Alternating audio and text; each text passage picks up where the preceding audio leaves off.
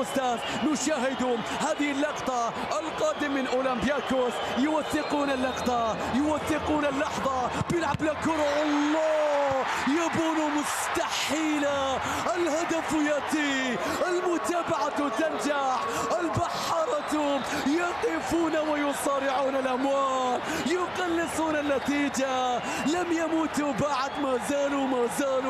ياسين بونو يتصدى للأولى ماذا تريدون أن يفعل أكثر كوليبالي يقع في المحظور وبعد ذلك كوستاس يسجل هدفا يعلن من خلاله العبور شوف المتابعة لم تكن